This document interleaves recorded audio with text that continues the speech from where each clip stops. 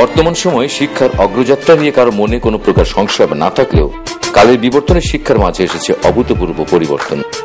বলা যায় এই পরিবর্তনের ছোঁয়া উন্নয়নশীল বিশ্বে বেশ পূর্বেই লক্ষ্য করা গেলেও বাংলাদেশের শিক্ষা প্রতিষ্ঠানগুলো বসে নেই, এনেছে নতুন নতুন সব আধুনিক এবং যুগোপযোগী বিষয়।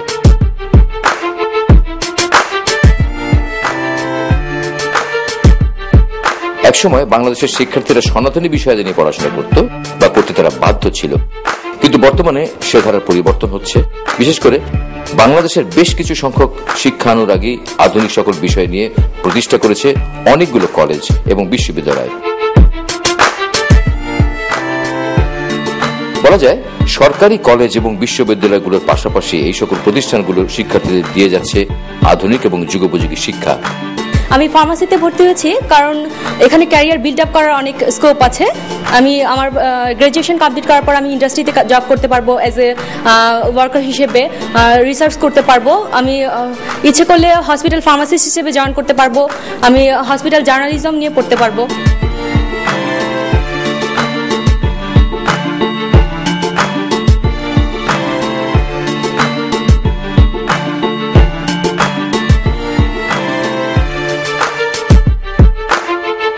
এমনই একটি যুগোপযোগী বিষয় হলো ফার্মেসি ডিপার্টমেন্ট।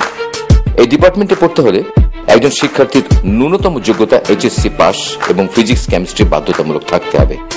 বর্তমানে বাংলাদেশে ৫,০০০-এর বেশি ফার্মাসিস্টের প্রয়োজন এবং এই প্রয়োজনীয়তা সব সময় থাকবে। বলতে গেলে বাংলাদেশের প্রায় সকল বেসরকারি বিশ্ববিদ্যালয়ে এই ফার্মেসি ডিপার্টমেন্টটি চালু রয়েছে। পাশ করার পর শিক্ষার্থীরা চাইলে উচ্চতর ডিগ্রি অর্জনের জন্য দেশের বাইরেও যেতে পারে। আমি ছোটবেলা থেকে ইচ্ছা ছিল ফার্মেসি ডিপার্টমেন্টে পড়বো, সো আমি ড্যাফোডিল ইন্টারন্যাশনাল ইউনিভার্সিটিকে বেছে নিয়েছি। কারণ এখানকার টিচিং সিস্টেমটা খুবই ভালো। প্রতিদিনকার পড়া আমরা প্রতিদিন করে regular assignment, quiz, class test এগুলো দিই। সো এগুলো খুব হেল্পফুল হয় আমাদের জন্য। এখানকার টিচাররা খুবই ভালো, খুবই অ্যামিকেবল এবং খুবই সিনসিয়ার। সো আমরা আমাদের পড়াশোনা খুব ভালোভাবে করতে পারি এবং ফিউচার বিল্ড আপের জন্য খুবই হেল্পফুল এটা। সো আমি ড্যাফোডিল ইন্টারন্যাশনাল ইউনিভার্সিটিকে বেছে নিয়েছি। অনেকে উচ্চতর ডিগ্রি অর্জনের পাশাপাশি বিভিন্ন ঔষধ কোম্পানিতেও কাজ করে থাকে। অনেক মেধাবী শিক্ষার্থী আছে যারা পড়াশোনা চালিয়েও পার্ট টাইম বা ফুল টাইম হিসেবে কাজ করে থাকে। তাই বলা যায় মানুষের মৌলিক চাহিদার মধ্যে চিকিৎসা যেহেতু অন্যতম, তাই এর প্রয়োজনীয়তা সব সময় থাকবে এবং এই সেক্টরের গ্রহণযোগ্যতাও দিন দিন বৃদ্ধি পাবে। দর্শক বন্ধুরা, আজ আমরা শুনবো এই বিভাগের সফল কয়েকজন ব্যক্তির পরামর্শ, যারা আমাদের বলবেন বর্তমান প্রজন্ম কিভাবে এই সেক্টরে তার ক্যারিয়ারটি শুরু করতে পারেন। কোনো শিক্ষার্থী যদি ফার্মেসি নিয়ে পড়াশোনা করতে চায় বা উচ্চতর ডিগ্রি অর্জন করতে চায়, তাহলে তাকে অবশ্যই সায়েন্স, মানে আমাদের যেহেতু ক্লাস 9 থেকেই ভাগ হয়ে যায় সায়েন্স, আর্টস অথবা কমার্সে, তো তাকে অবশ্যই সায়েন্স নিয়ে পড়াশোনা করতে হবে।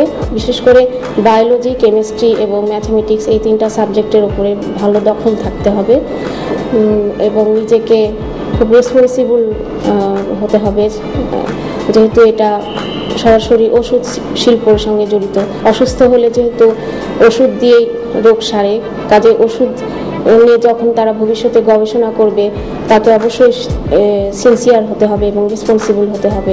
ফার্মেসি হচ্ছে বাংলাদেশের একমাত্র সাবজেক্ট যেখান থেকে পাশ করার সাথে সাথেই তার বিভিন্ন রকমের চাকরি বাকরির সুযোগ সুবিধা থেকে যায়। যার ভিতর প্রথমে এক সময় ছিল, আমরা যখন শুরু করতাম তখন ফার্মেসি থেকে পাশ করলে তারা ঔষধ উৎপাদনের কাজে নিয়োজিত থাকতো, পরবর্তীতে মান নিয়ন্ত্রণে গেল এবং এরপরে এখন দেখা যাচ্ছে ঔষধ বিপণন অর্থাৎ মার্কেটিং যাকে আমরা বলি, সে মার্কেটিংয়ে গেল।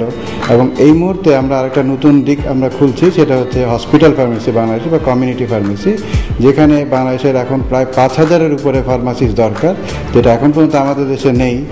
এবং এটা আগামী আরও 10 থেকে 15 বছর পর্যন্ত যত ফার্মাসিস্ট বেরোচ্ছে তারা এই সুযোগটা পাবে এবং এই হসপিটাল ফার্মেসিতে তারা যোগদান করতে পারবে।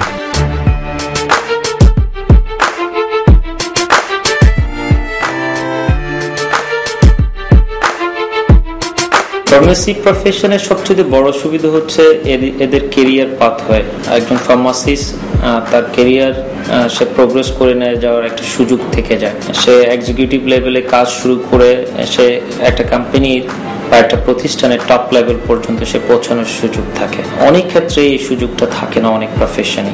এটা একটা বড় সুযোগ আছে, বিশেষ করে উন্নত বিশ্বগুলোতে, আমেরিকায়, মিডল ইস্টে, ফার্মাসিস্টের এখনো যথেষ্ট ডিমান্ড রয়ে গেছে। অন্যান্য বিভাগের যে সমস্ত পড়াশোনা বা অন্যান্য ডিপার্টমেন্টগুলোর যে সমস্ত কোর্স কারিকুলাম বা যে সমস্ত কোর্সের কন্টেন্টগুলো, তার চেয়ে ফার্মেসির কোর্স কন্টেন্ট এবং ফার্মেসির কোর্স কারিকুলাম অনেক বেশি ভাস্ট এবং অনেক বেশি এখানে পড়তে হয়, যার ফলে তাদেরকে থিওরি প্র্যাকটিক্যাল এই সমস্ত মিলিয়ে অধিকাংশ সময় তাদেরকে ইউনিভার্সিটিতে অবস্থান করতে হয়, যা কিনা অন্য ডিপার্টমেন্টের ক্ষেত্রে হয়তো কিছুটা হলেও ফ্লেক্সিবিলিটি আছে। এবং পাশাপাশি এই ডিপার্টমেন্টের পড়াশোনার সাথে শুধুমাত্র ডিপার্টমেন্টে বা ইউনিভার্সিটির মধ্যে করলেই হয় না, এখানকার ছাত্রদেরকে বিভিন্ন সময় বিভিন্ন ইন্ডাস্ট্রি, বিভিন্ন ফার্মাসিউটিক্যাল ইন্ডাস্ট্রিতে তাদের ওখানে যেতে হয় এবং গিয়ে ওখান থেকেও বিভিন্ন ধরনের জ্ঞান বা নলেজ নিয়ে এসে সেগুলি তাদেরকে পরীক্ষায় এবং পরবর্তীতে প্র্যাকটিক্যাল লাইফে ইমপ্লিমেন্ট করতে হয়। ফার্মাসি একটা ইউনিভার্সাল সাবজেক্ট, তোমাকে শুধু যে লোকাল এনভায়রনমেন্টে তুমি এক্সপোজ হবে তা নয়, তোমাকে নিজেকে এক্সপোজ হতে হবে গ্লোবাল এনভায়রনমেন্ট। সেজন্য গ্লোবাল যে ল্যাঙ্গুয়েজ আছে সেটার সাথে যথেষ্ট দক্ষ হওয়া উচিত। সেক্ষেত্রে আমি যেটা বুঝাতে চাচ্ছি, ইংরেজিতে পারদর্শী হওয়া উচিত। আমাদের অনেক ফার্মাসিস্ট আছেন যাদের ল্যাঙ্গুয়েজ প্রবলেম থাকার কারণে ওনারা নিজেদেরকে কিছুটা ইন্ট্রোভার্ট করে রাখেন, ওনাদের ক্যাপাসিটিটুকু ওনারা পুরোপুরি উজাড় করে কাজ করতে পারেন না। আমরা তোমাদেরকে অনুরোধ জানাবো যে তোমরা অনেকেই ইংরেজিতে দক্ষ, এখনকার প্রজন্ম অনেকেই ইংরেজিতে দক্ষ, যাদের মাঝে দুর্বলতা আছে তারা সুযোগ থাকলো তোমরা স্টুডেন্ট থাকাকালীন সময়ে এইটুকু ওভারকাম করে আসবে।